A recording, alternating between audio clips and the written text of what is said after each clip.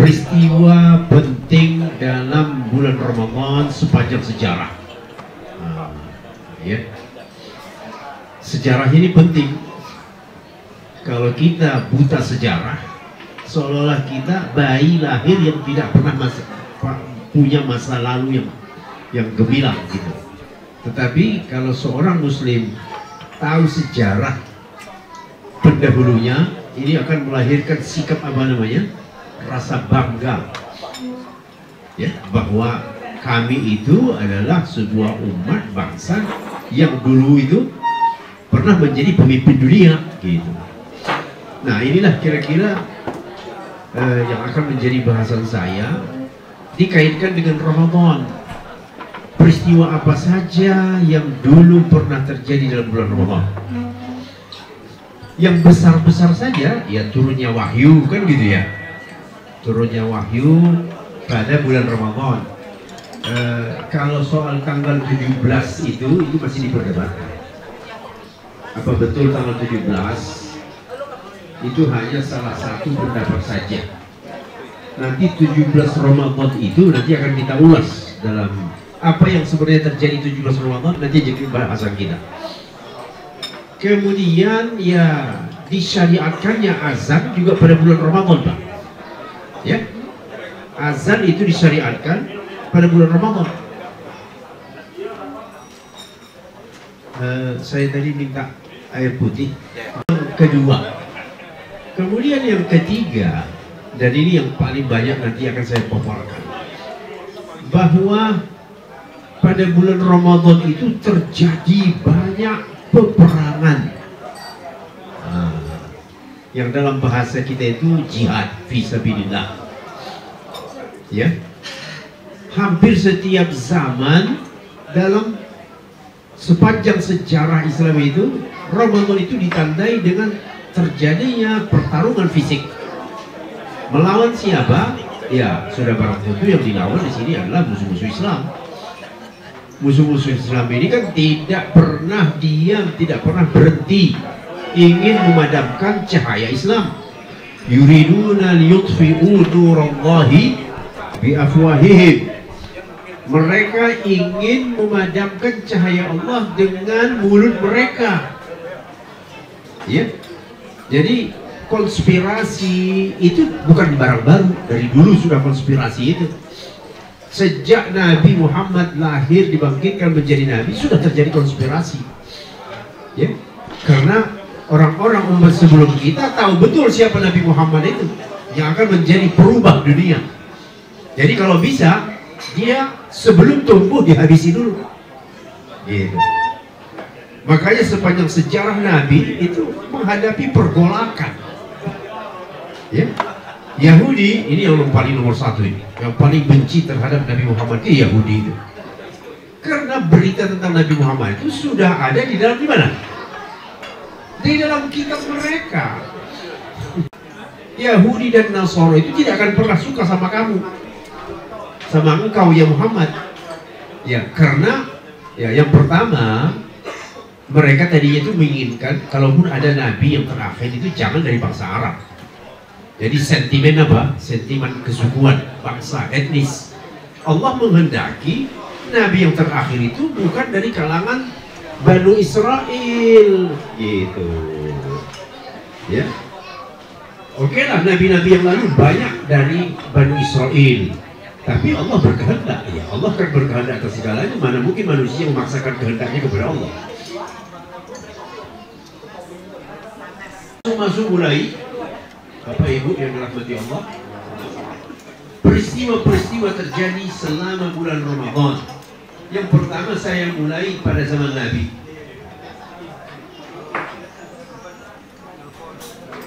Nah, yang pertama perang Badar.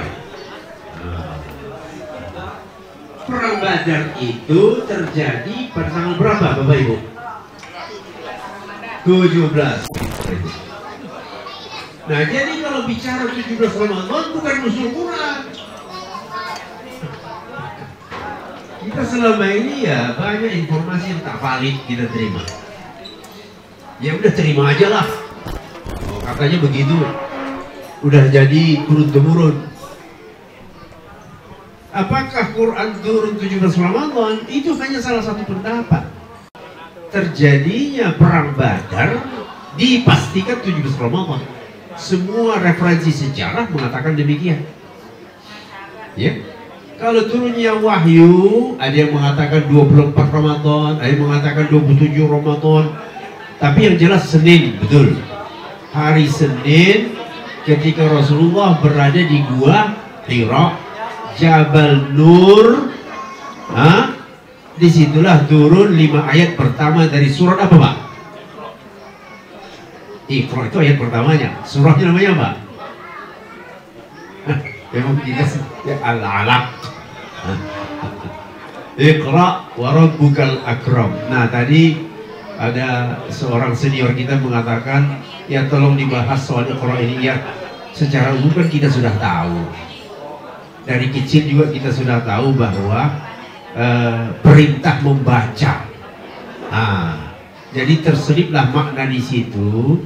Umat Islam itu harus memperluas wawasan, namanya membaca. Bahkan bukan hanya membaca yang tertulis, tetapi juga yang membaca yang tersirat, kan gitu ya. Nah, inilah yang dahulu merupakan, ya kita sebutlah menjadi karakter umat Islam itu suka meneliti. Karena disuruh dari awal suruh membaca, ayo baca, baca alam ini. Nah, kalau cara membacanya benar, betul akan sampai kepada Allah. Tapi ada juga cara membaca yang salah. Hati-hati kamu cara membaca. Cara Quran dengan ilmu pengetahuan itu harus digabung. Kalau ilmu pengetahuan tanpa agama, dia akan sesat. Maka yang memandu ilmu pengetahuan itu agar tepat sasaran harus wahyu. Wahyu itu pasti benar. Temuan ilmu pengetahuan belum tentu benar. Nah, ini masuk kita ya ke kajian filsafat sedikit. Ya, boleh saja manusia berbangga-bangga dengan penelitian, logika, tetapi pasti benarkah itu? Belum tentu. Betapa banyak hasil yang disepakati ilmuwan abad berikutnya dia dibantah, diralat. Itulah mengartikan bahwa ilmu pengetahuan itu relatif. Yang mutlak itu apa? Wahyu. Wahyu tidak pernah keliru. Nah, tapi juga cara membaca wahyu juga harus benar. Nah, kan gitu ya. Kemungkinan salah juga cara membaca wahyu. Nah, jadi antara ilmu pengetahuan dan wahyu itu memang tidak bisa dipisah. Ilmu pengetahuan tanpa wahyu bisa nyasar. Ya. Nah, wahyu akan semakin mantap kalau dibingkai dengan ilmu pengetahuan. Nah, begitulah kira-kira memadukannya. Iya. Betul. Wahyu itulah sumber ilmu pengetahuan. Tapi untuk lebih memantapkannya, manusia ini kan kadang-kadang kadar keimanannya beda-beda, Bu. Gitu ya. Nah, ketika wahyu itu dibarengi dengan ilmu pengetahuan, oh iya ya, kan dari dulu kita sudah tahu Qurannya bilang begitu. Baru dia percaya ketika ada ilmuwan yang mengatakan sesuai. Ya, saya ambil contoh aja, Bu ya. Contoh partikel-partikel yang ada di perut bumi ini. Al-Quran bilang apa? Wa qita'um mutajawirat. Ya, partikel yang ada di dalam perut bumi ini itu berdekat-dekatan. Kalau ketemu tembaga, ketemu emas, karena letaknya itu berdekatan. Ditanyakan itu, pernah saya ceramah di Bontang sana, ya, alumni IPB, ITB, pertambangan. Saya tanya, betul kan? Betul itu, Ustaz. Kalau ketemu tembaga, ketemu emas. Karena kata Al-Quran, wa qita'um mutajawirat, potongan-potongan yang berdekat-dekatan. Jadi kalau sekiranya ada ilmuwan Muslim, dia tidak capek-capek melakukan penelitian 10 tahun memakan biaya, cukup dengan Al-Quran dia sudah tahu bahwa kalau sudah ketemu yang satu akan ketemu temannya. Tapi sekiranya kalau ilmuwan kita berpegang kepada Al-Quran, dia lebih dahulu menemukan kebenaran sebelum orang lain menemukan kebenaran itu. Nah, ini cerita tentang Iqra aja sedikit, ya. Nah, saya kembali ke topik. dalam sejarah itu ada yang namanya Perang Badar, ada yang namanya Fathu Makkah. Apa Fathu ini artinya apa, Bu? Kemenangan. Ya, bahasa populernya kadang-kadang kita sebut penaklukan. Ya. Kemudian ada yang namanya Perang Tabuk. Ya, pernah dengar kan nama peperangan Nabi itu? Ini tiga-tiganya ini terjadi pada bulan Ramadan. Nah, setelah masa kenabian masuk masa Khulafaur Rasyidin. Khulafaur Rasyidin berlanjut peperangan itu. Masa Abu Bakar, masuk masa Umar. Nah, kalau pada masa Umar banyak peperangan itu terjadi juga pada bulan Ramadan.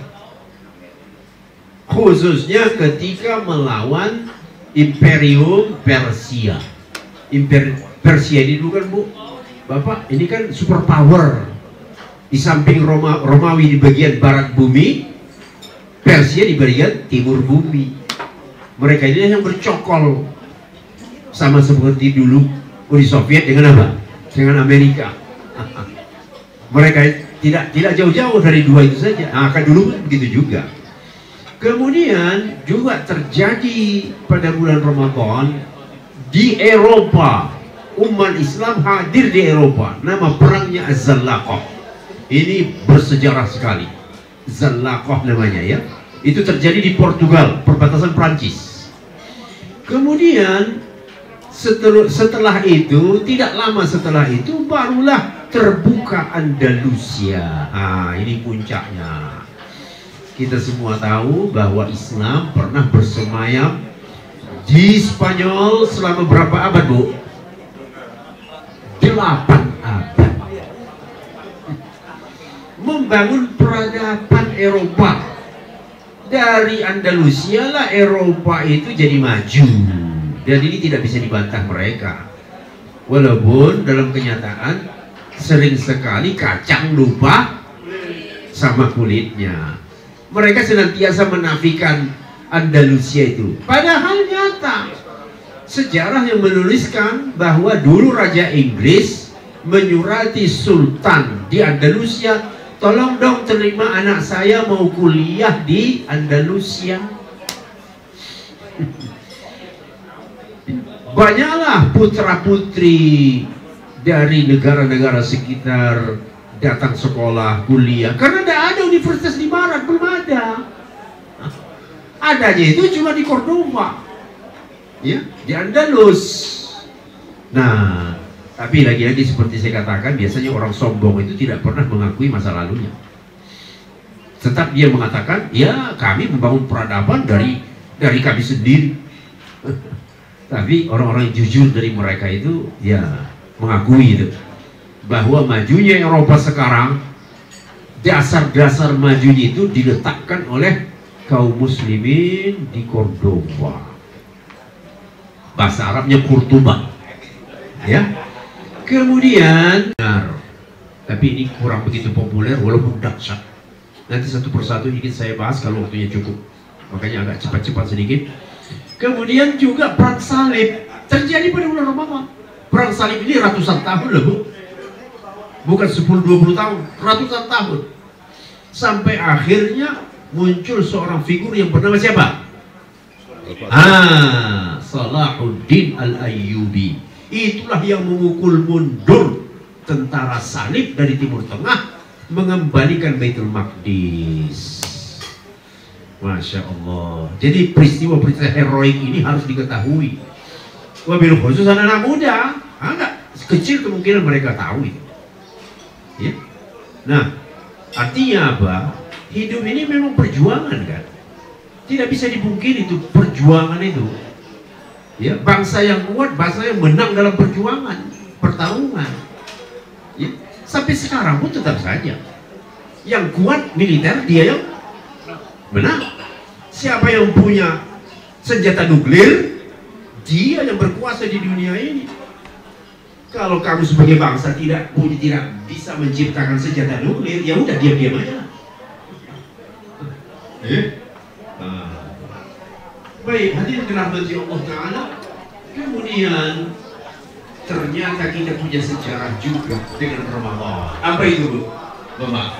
Proklamasi. Kemerdekaan, proklamasi, tapi itu tidak dipopulerkan, betul kan? Mana ada buku sejarah yang menceritakan 17 Agustus kemerdekaan itu terjadi pada bulan Ramadan? Mana ada? Itu hanya dari sumber-sumber Islam saja kita tahu, ya, dari tokoh-tokoh dakwah. Jangan lupa. Tapi di bangku sekolah kita tidak baca itu. Nah, ini memang ada kesengajaan, Pak. Dari pihak mana? Pihak kaum sekuler yang ingin memisahkan antara agama dengan negara.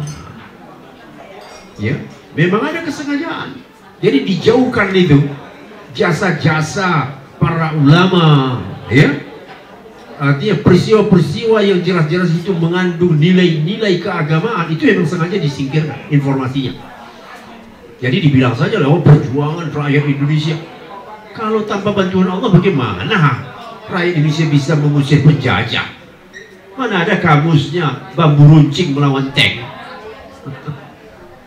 Dan itu berulang di setiap pertarungan. Nanti kita mulai dari awal Perang Badar. Apa yang terjadi pada Perang Badar? Katakan tadi bahwa Perang Badar itu terjadi pada tanggal 17 Ramadan. Jadi bapak-bapak di kampus, di masjid, jadi kalau sudah masuk menjelang 17 Ramadan, kalau memasang spanduk 17 Ramadan memperingati Perang Badar. Nah, kesannya kan beda kan? Kesannya heroik, membangunkan semangat kaum muslimin. Jangan mau ditindas terus. Kamu punya masa lalu yang sangat gemilang. Kamu jangan mau jadi budak, ya. Kamu jangan jadi jongos. Kamu dulu masa lalu kamu itu, pendahulu kamu itu mengangkat nama Islam ini di dunia. Penguasa dunia Islam itu, penguasa dunia. Kemudian tahun keberapa itu Perang Badar? Ini sekedar informasi sederhana saja dahulu. Pada tahun kedua Hijriah. Apa yang terbayang Bapak? 2 Hijriah. 2 Hijriah itu pertama kali diwajibkannya apa? Ini yang Bapak laksanakan hari ini apa? Puasa. Puasa itu baru diwajibkan tahun kedua. Pas puasa diperintahkan perang. Logika apa kira-kira? Perut kenyang, disuruh perang belum tentu menang, betul tidak? Ini semua dalam keadaan puasa disuruh perang, menang pula lagi. Tentu ada faktor tertentu. Inilah yang terjadi dalam setiap pertarungan kaum muslimin. Namanya itu pertolongan atau bantuan Allah. Nasrum minallah. Masya Allah, ya.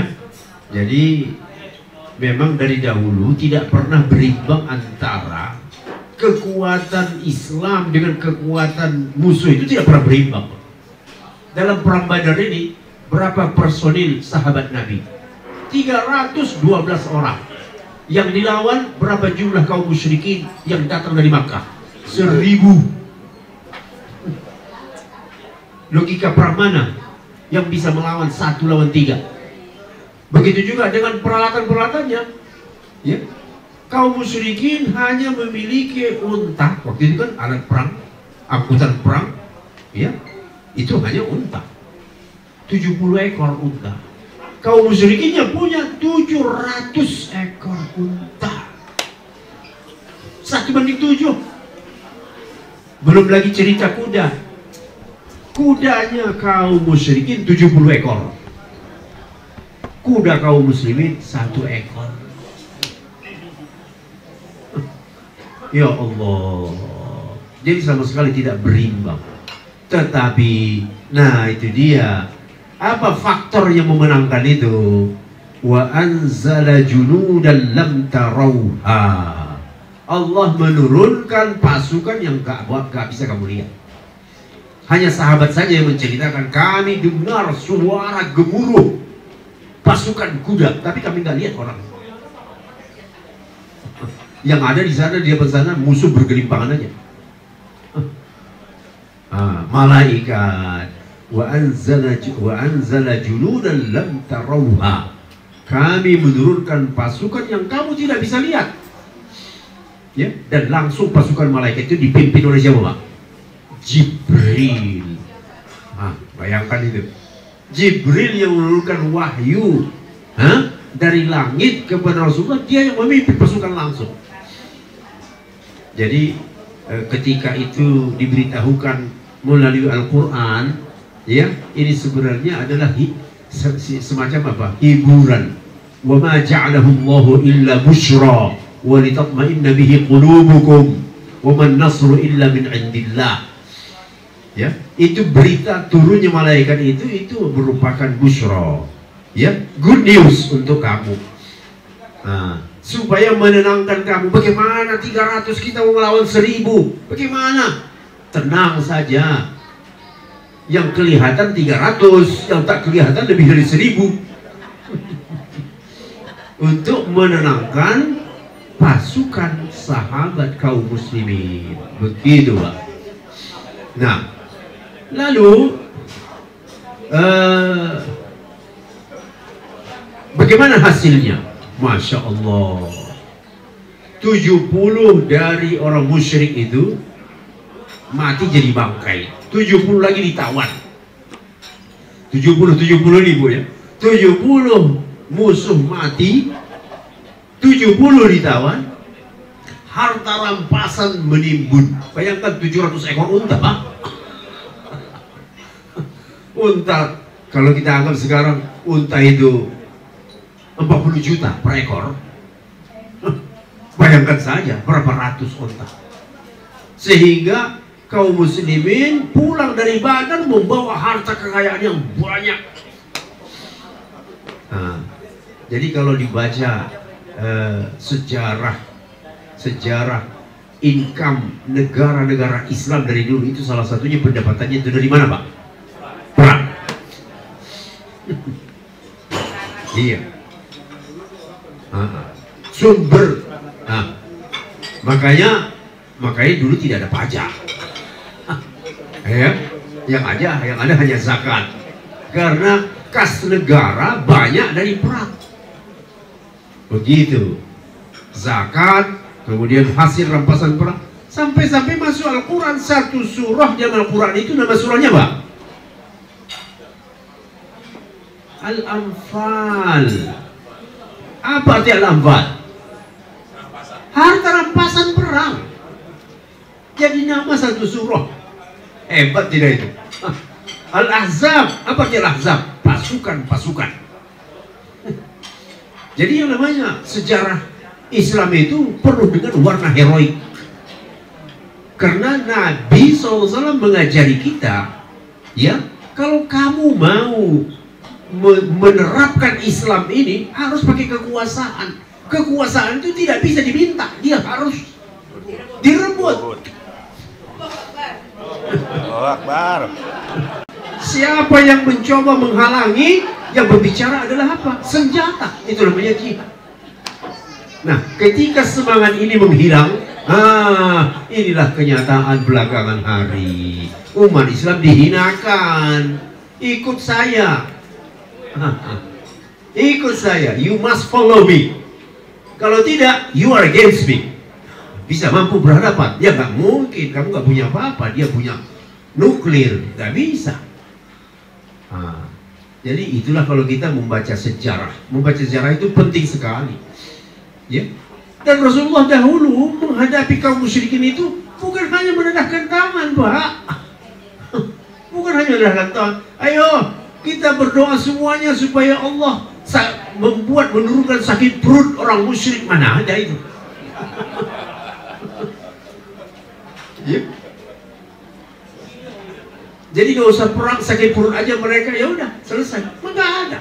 Langsung beliau memimpin pasukan. Itulah dia tadi semasa hidupnya. Dalam Ramadan saja Bapak dengar Badar. Yang kedua Fathu Makkah.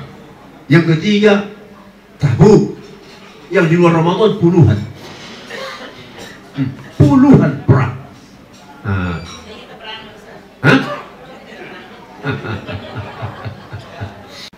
Jadi semangat jihad itu yang harus digelorakan setiap waktu, baik kondisinya damai ataupun kondisinya perang. Damai pun semangat jihad itu harus, Pak, ya, supaya kamu tidak terbuai dengan kesenangan dunia, terbuai dengan jabatan, ya, terbuai dengan ya kenikmatan bisnis, usaha, maju, ya. Itulah digambarkan Rasulullah, hubbud dunia wa karahiyatul maut. Nah, hadirin dirahmati Allah Ta'ala, ini kembali kita kepada sejarah lagi perang Badar. Itu kira-kira itulah gambarannya. Masuk kedua, terakhir antara muslimin dengan kaum musyrikin di Fathu Makkah. Pertemuan pertama, konflik pertama Badar tahun kedua. Konflik terakhir dengan kaum musyrikin pada Fathu Makkah. Apa di Fathu Makkah sekali lagi? Ya, penaklukan Makkah, begitu. Ya. Iya, itu latar belakang sejarah. Ya, ya, jadi poin kita ini ya, apa namanya? Memang cerita asalnya, ya, cerita asalnya. Orang musyrikin itu melanggar perjanjian dengan Rasulullah. Itu hanya sebab saja. Allah punya skenario sebenarnya. Nah, jadi tidak serta-merta Rasulullah menyerang Makkah tanpa sebab. Allah buat skenario. Namanya ada perjanjian Hudaybiyah. Dua kekuatan yang berhadapan, kaum muslimin dan musyrikin.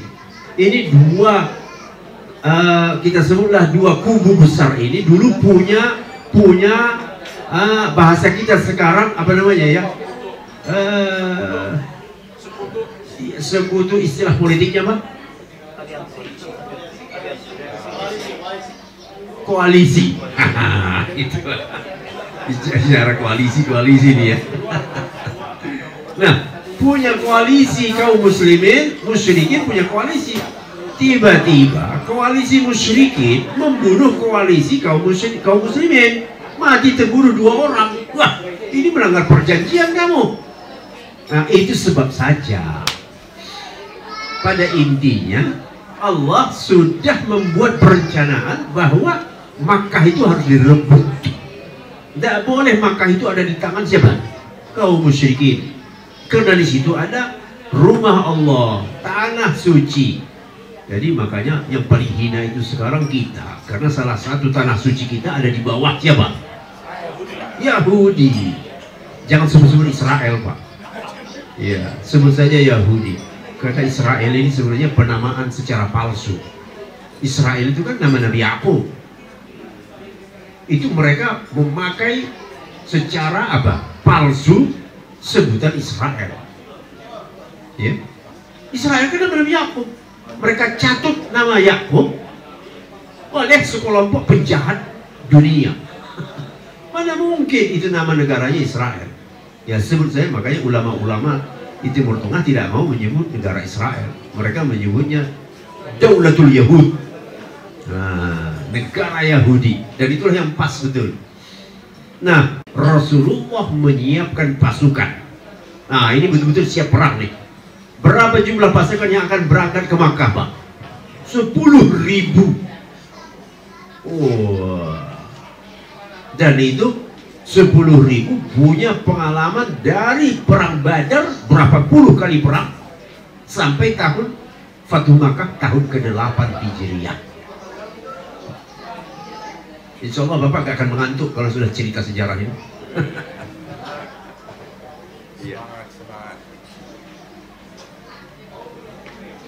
Baik, tanggal berapa Rasulullah berangkat dari Madinah bersama sahabat?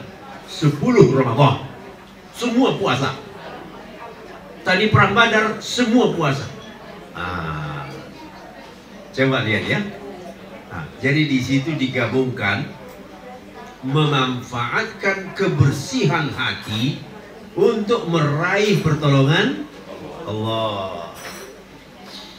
Kamu kalau mau minta sama Allah, sucikan hatimu, dekatkan dirimu kepada Allah. Nah, makanya inilah rahasia kemenangan setiap pasukan Islam itu. Ya, kalau pasukannya orang-orang yang suka tahajud malam, nah sekarang ini dipraktekkan Hamas kan, ya. Nah ini sekarang dipraktekkan oleh Hamas. Kalau mau bergabung dengan Al-Qassam itu harus hafal Quran kamu, harus siap puasa Daud. Kalau enggak akan diterima. Karena orang-orang seperti ini ibarat malaikat yang berjalan di muka bumi, Pak. Ibarat malaikat saja. Hah? Yang dari dosa jauh, sekali dia begini, malaikat itu mengaminkan semua. Begitulah daun sahabat.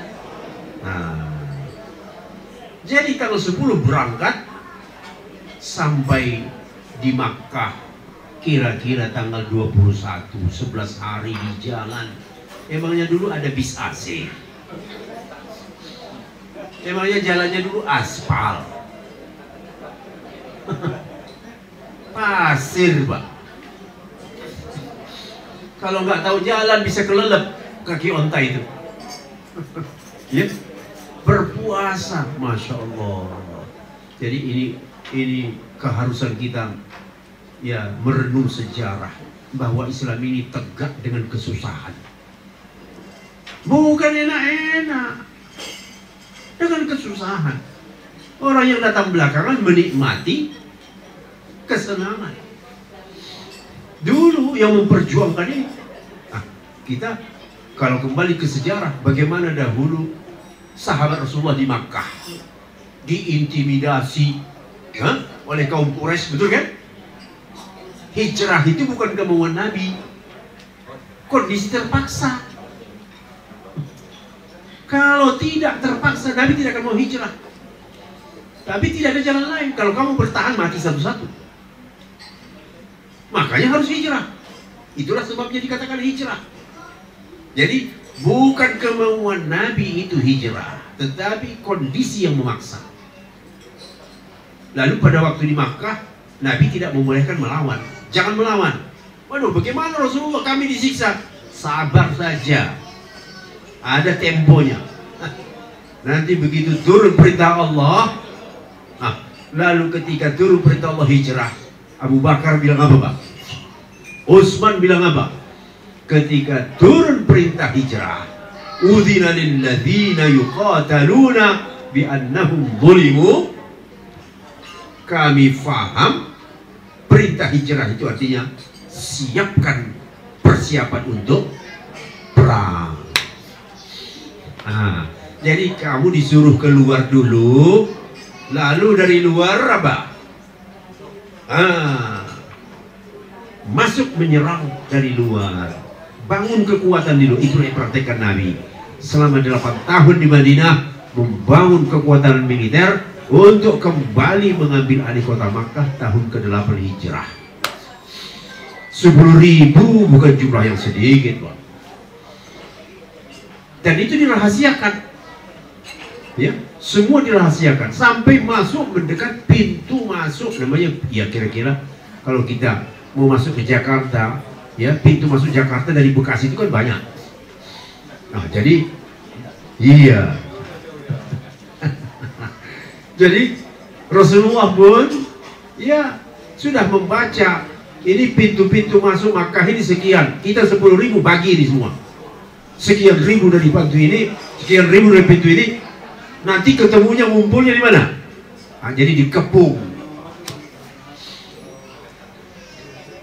Waktu masih di pemberhentian rest area lah, kita sebut sekarang ini, ya.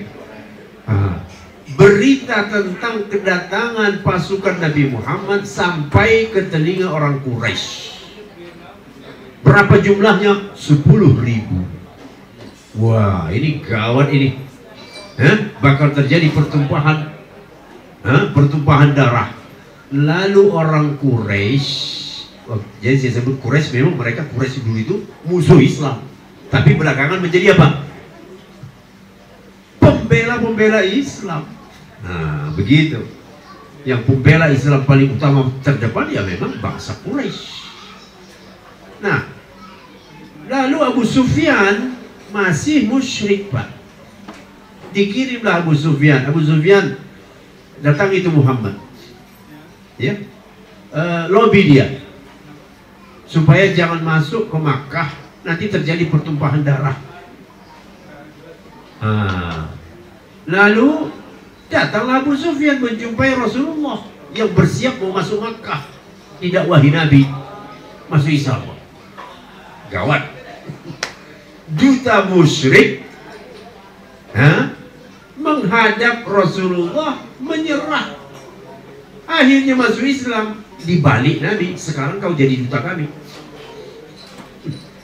ya, engkau sekarang jadi duta kami menghadapi orang musyrik. Hubungi, sampaikan kepada mereka kami akan masuk. Oh iya, betul. Akhirnya Abu Sufyan menghadap mereka, jangan dilawan, mereka sudah pasti masuk. Kita diam aja, menyerah saja. Kalau tidak, nggak ada gunanya. Akan terjadi pertumpahan darah, karena kita ini semuanya kan satu keturunan dari dulu. Betul nggak? Satu keturunan mereka. Jadi rupanya diplomasi Nabi yang ampuh dengan pertolongan Allah. Tadinya Abu Sufyan menjadi diplomat, belakangan Abu Sufyan menjadi diplomatnya Nabi untuk menghadapi kaum Quraisy.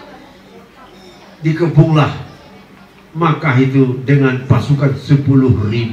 Betul lah, orang-orang Quraisy diam. Lalu Rasulullah pun meminta kunci Ka'bah. Kenapa kunci Ka'bah? Karena di dalam Ka'bah itu ada apa, Pak? Berhala, patung sesembahan. Ada berapa jumlah berhala di dalam Ka'bah? Betul, 360 berhala, Pak. Dan Nabi membawa tombak dari Madinah khusus untuk menghancuri semua. Perintah Allah, ya. Jadi sudah dibuka Ka'bah, udah mulai bereaksi. Kaum musyrikin cuma diam aja. Padahal itu Tuhan mereka kan? Tuhan mereka. Dar. Karena saking besarnya patung-patung itu, Nabi membagi-bagi kepada sahabatnya. Ada Khalid, ada Ali. Dibagi-bagi, kamu menghantam ini, kamu Lata, kamu Uzza, ada Suwa, ada Manaf. Itu semua patung-patungnya itu besar-besar. Hancurin semua itu. Bagi-bagi kita. Ya. Selesai, baru Nabi memanggil tokoh pentolan-pentolannya. Elit Quraisy sini, kumpul sini, depan Ka'bah. Saya mau berbicara. Wahai elit Quraisy, apa yang pantas kulakukan kepada kalian sekarang? Ayo, silakan jawab. Artinya apa? Dulu kamu menyiksa kami, sampai-sampai memboikot kami, sampai-sampai korban nyawa di antara sahabat kami. Siapa sahabat yang sempat jadi korban di Makkah? Ayo ingat-ingat sejarah, Bu. Jangan ngobrol, Bu. Keluarga Yasir, Alu Yasir, ya, istrinya Sumayyah. Ini namanya Sumayyah ini yang perlu kita abadikan, wanita syahid pertama. Ya, jadi kalau masih punya cucu, Pak, suruh ayahnya atau anak bapak yang perempuan namai anak kamu itu nanti kalau perempuan Sumayyah, ya. Iya. Jadi Sumayyah ini wanita syahid pertama waktu di Makkah. Nah, jadi apa kata orang Quraisy ketika mendengar seruan Nabi? Apa kira-kira yang pantas kulakukan kepada kamu yang dulu kamu menyiksa kami? Ya biasa orang kalah ya, ngomongnya apa? Pasti yang kau lakukan itu yang terbaik. Karena engkau itu saudara kami yang mulia. Ayahmu itu dulu juga saudara kami yang akhlaknya mulia sekali. Pasti yang kau lakukan itu terbaik. Ya memang Nabi kan akhlaknya terpuji sekali, Pak. Sampai Allah sendiri mengatakan wa innaka la'ala, ayo sambung dong. Nah, la'ala khuluqin azim. Kau tuh Muhammad memang akhlak luar biasa. Belum tentu kalau seperti bapak posisi Nabi mengatakan, hah? Bagaimana? Kalau seperti kita lah itu dalam posisi Nabi, terbayang sahabat kita yang sudah mati ditembak. Tadi kilometer berapa lah pokoknya.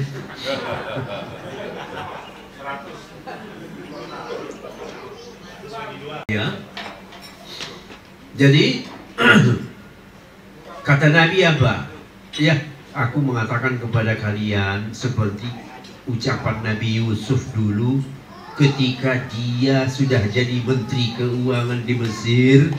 Dia didatangi oleh saudara-saudaranya yang dulu yang sudah masukkan dia ke dalam apa? Ke dalam sumur. Itulah yang kukatakan kepada kalian, idhabu antum tulaqa, kamu bebas. Tidak ada yang dibuntuti oleh pertanggungjawaban. Kamu bebas. Waduh, baik banget. Baik banget Rasulullah itu. Udah, setelah itu apa yang terjadi? Masuk Islam besar-besaran. Penduduk Makkah berapa kabilah itu, Pak? Semua setiap kabilah datang menghadap Rasul, berbai'ah. Bai'ah masuk Islam. Asyhadu an la ilaha illallah wa anna Muhammadar Rasulullah. Nah, itulah surah yang kita baca. Apa surahnya, Pak? Idza jaa nasrullahi wal fath wa ra'aitan nasa yadkhuluna fi dinillahi afwaja. Apabila telah datang pertolongan Allah, siapa yang membuat hati orang musyrik itu luluh, gak bisa melawan, hanya Allah Ta'ala membuat hati mereka jadi lemah. Wal fatah, dan terbukanya kota Makkah. Fatah di situ itu namanya Fathul Makkah. Ya, idza jaa nasrullah. Jadi kalau Bapak nanti membaca surah ini, teringatlah Bapak, oh kata Ustadz dulu, wal fatah itu artinya Fathul Makkah. Dan kau lihatlah manusia berduyun-duyun masuk ke dalam agama Allah. Fasabbih bihamdi rabbika wastaghfirhu innahu kana tawwaba. Selesai, tuntas, karena Makkah dan penduduk Makkah semua masuk Islam. Berakhirlah pertarungan tahun ke-8 Hijriah. Rasulullah wafat tahun berapa? 10. Tahun 9 masih berhadapan dengan Romawi. Jadi sekali lagi, Pak, Islam tidak bisa tegak tanpa kekuatan, power. Jangan mimpi lah. Kalau kamu tidak punya power, ya sekarang saja pun sebenarnya kita bisa saksikan ya. Ada hotel tempat maksiat, biar kita tabligh akbar demo di situ tutup dia nggak? Nggak bakal. Tapi kalau secari kertas tanda tangan di kepala daerah tutup, dia tutup tidak? Tutup. Kita sudah diajari oleh Nabi merubah keadaan itu dengan kekuatan dulu. Nggak bisa dengan ceramah-ceramah merubah kekuatan. Siapkan pasukan. Iya. Siapkan pasukan. Nabi menyiapkan pasukan. Nah, pelajaran ini kadang-kadang ya gimana ya, nggak nyambung-nyambung kadang-kadang. Ya. Jadi Rasulullah itu merubah dunia dengan pasukan, menyiapkan pasukan. Makanya di zaman Nabi tidak ada istilahnya penduduk sipil. Tidak ada penduduk sipil di zaman Nabi. Semuanya apa? Tentara semua.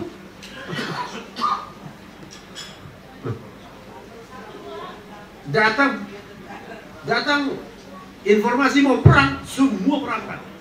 Yang tak berangkat tahu nggak siapa, Pak? Siapa yang nggak berangkat? Perempuan. Terus munafikun. Itu yang nggak berangkat perang. Mereka ini diceritakan di dalam surah Taubah. Orang munafik itu banyak alasannya lah. Waduh, panas, gak kuat kami, panas. Dan dia ngajak-ngajak orang lagi, ya, jangan ikut kamu perang, ini kan panas ini. Kata Allah bilang, sampaikan ke dia, qul naru jahannam asyaddu harra. Neraka jahannam lebih panas dari panas Makkah. Jadi kalau sudah datang seruan dari Nabi perang, ya semua berangkat, mau tua mau muda. Jadi tidak heran 10 tahun Nabi di Madinah, seluruh jazirah Arab sudah di tangan Islam sampai ke Yaman. Coba bayangkan Bapak, dari Makkah Madinah sampai ke Yaman, itulah namanya jazirah Arab. Semuanya tuntas di tangan Nabi. Masya Allah, ya. Dan itu diteruskan perjuangannya oleh penerus-penerusnya. Setelah Abu Bakar, bagaimana Abu Bakar sebagai khalifah, Pak, menghadapi Romawi yang belum tuntas? Ya, masih banyak kawasan Timur Tengah, ya, jatuh satu persatu di tangan Abu Bakar nih. Kemudian ke arah timur, Abu Bakar mengirim pasukan melawan Persia. Abu Bakar cuma sebentar masa pemerintahannya, digantikan oleh Umar. Umar melanjutkan lebih dahsyat lagi. Semua wilayah Persia, yang tadinya hanya baru, mungkin kita bilang baru 30% pada masa Abu Bakar, pada masa Umar 99% wilayah Persia itu sudah jatuh ke tangan Islam. Dengan apa? Perang. Karena Persia ini, ya, bangsa yang agamanya apa, Pak? Majusi, penyembah api. Penyembah api. Romawi, Tuhannya manusia. Siapa? Itu dia. Ya. Dua-duanya diselesaikan Umar bin Khattab. Jadi sejarah ini ya harus kita betul-betul renungkan, ya. Nah, selesai Umar, terus ke Eropa. Pada masa Utsman lah Islam sampai ke Eropa. Pada masa Utsman lah Islam sampai ke Asia kita. Indonesia didatangi oleh kaum muslimin pada masa Utsman. Datanglah kemari para dai sampai berlayar ke Cina. Islam masuk Indonesia kan di Barus itu. Kampungnya siapa itu? Pak Tanjung. Iya. Jadi di Barus itulah dahulu Islam kaum muslimin mendarat dengan pelayaran dari Jazirah Arab sana. Nah, terus berlayar, terus menyampaikan Islam sampai ke Cina. Lalu Bapak kalau pergi ke Cina, ya katanya di situ, katanya saya pun nggak melihat ya, ada kuburan Sa'ad bin Abi Waqqas. Ya, Sa'ad bin Abi Waqqas. Ya, situs mereka, Masya Allah. Begitulah, ya, begitulah dahulu perjuangan pendahulu-pendahulu Islam itu. Dan yang paling memang terluas itu adalah pada masa Utsman. Nah, kita berlanjut terus dalam Ramadan ini. Ya, udah lewat 40 menit, udah lewat, Pak. Ini jam 9. Baik, Bapak-Bapak yang dirahmati Allah, mungkin hanya di sini dahulu. Ya, nanti mungkin waktu pengajian akan saya lengkapi. Ya, Fathu Andalus, kemenangan Andalus, Zallaqah, Ain Jalut, perang salib, kemudian proklamasi, kemudian perang Mesir Israel tahun 73, itu semua terjadi pada bulan Ramadan.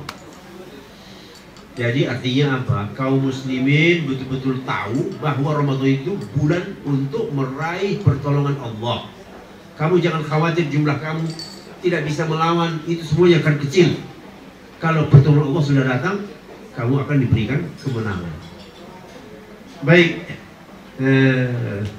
karena waktu kita pun memang saya besok subuh-subuh udah ke Bogor.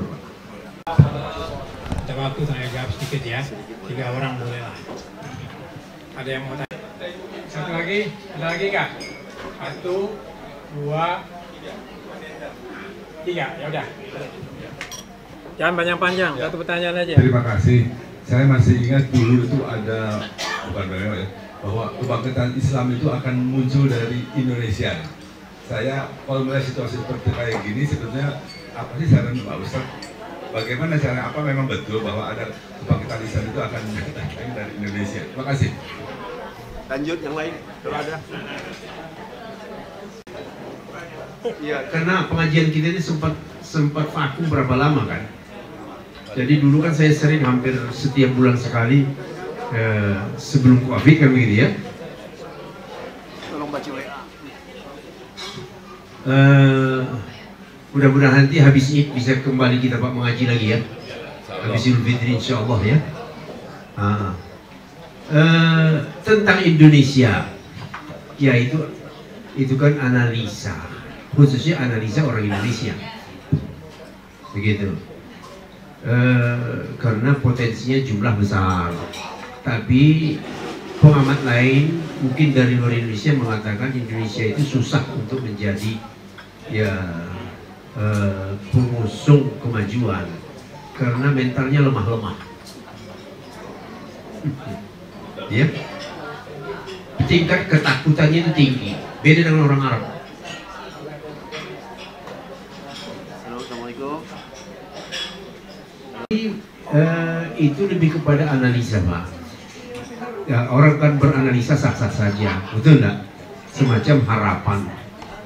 Tapi kita jujur aja, kalau namanya perjuangan itu, ya artinya kita tuh cepat capek.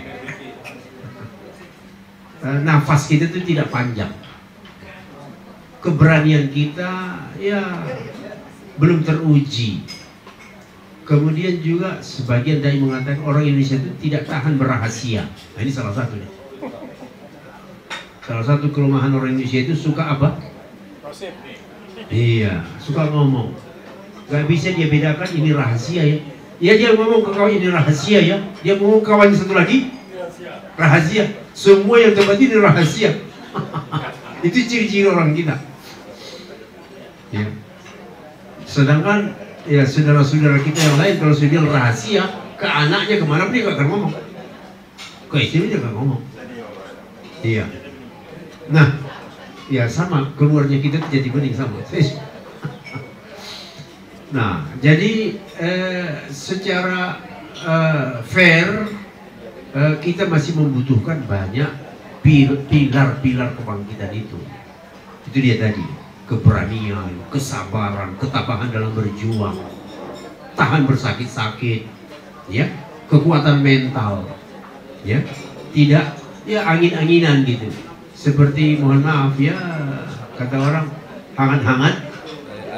Nah, waktu di awal hangat, 10 menit belakangan adem. Begitu Pak. Jadi itu dari saya begitu ya.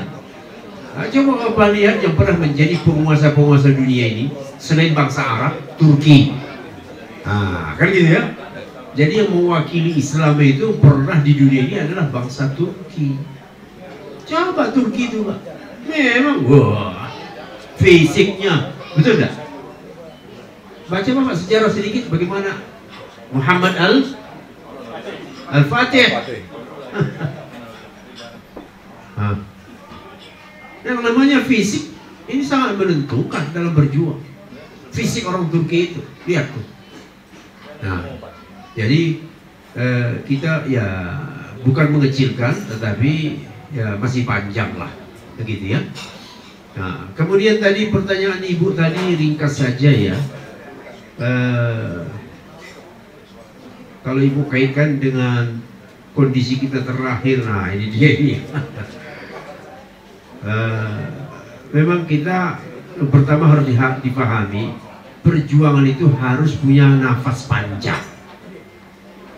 Nafas harus panjang ya, orang mau berjuang itu. Jadi nggak bisa nafas pendek. Nafas pendek sesak nafas namanya. Ya? Panas-panas di awal, ditawarin kursi berubah. Ya, ada orang-orang yang tahan berjuang di kita juga ada ya, tapi itu harus dilatih terus. Nah, itulah namanya pengkaderan.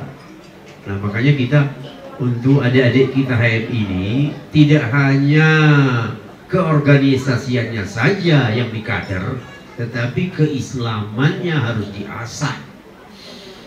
Pengetahuan Islamnya harus ditingkatkan. Keimanannya, perjuangannya, sebagaimana pendahulu-pendahulu kita dahulu. Nah, jadi ini tugas siapa? Ya tugas senior, ya turun ke bawah membina anak-anaknya, adik-adiknya. Begitu. Jadi mudah-mudahan senior-senior ini mau memberi waktu kepada ya kader-kader yang ada sekarang ya untuk memberikan semangat. Semangat ini penting sekali. Ya, kalau orang sudah tidak punya semangat, ya udah kehilangan modal berjuang. Kalau nggak punya semangat, betul dah Pak? Semangat itu yang paling, ya, walaupun kalah, sepintas lalu kalah, tapi masih bersemangat. Nah, kebanyakan orang begitu pukulan pertama langsung drop, betul kan? Keluar pengumuman, entah quick apa namanya, langsung senyap.